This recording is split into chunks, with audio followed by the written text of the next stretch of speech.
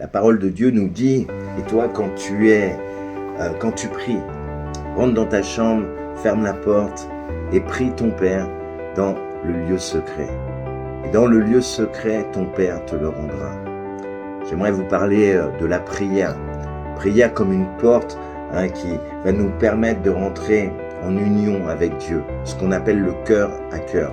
Et cette discussion qui va nous faire rentrer dans une relation.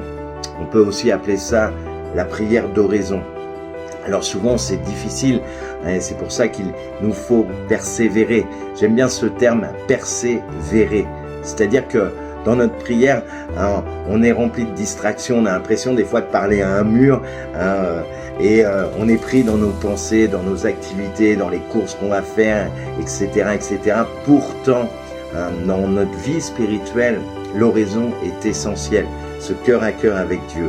Alors quand on persévère, c'est-à-dire quand on transperce le mur, on s'aperçoit qu'on peut voir avec qui on parle, ce Dieu d'amour, même si on ne le voit pas avec les yeux de notre chair, on comprend dans les yeux de notre cœur qu'il y a une relation amoureuse parce que Dieu nous aime et il nous permet de rentrer dans ce dialogue. Alors souvent c'est difficile et la persévérance va nous permettre justement d'aller puiser cette source comme dans un puits, vous savez, quand on rame au départ. Alors là, on va chercher l'eau parce que, en fait, notre âme est une terre souvent asséchée. Elle a besoin de cette eau vive. Alors, on ramasse l'eau et puis on rentre dans une constance. C'est-à-dire que la persévérance va nous faire rentrer dans une constance.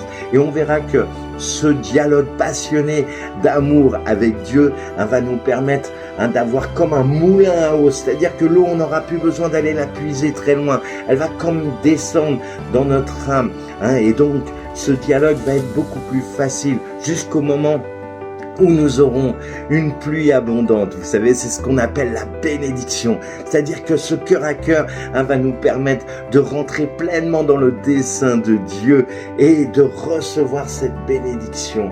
Et ce dialogue va nous permettre tous les jours de nous mettre dans notre chambre, fermer la porte et dans le secret, le plus intime de notre cœur, nous pourrons prier notre Père des cieux.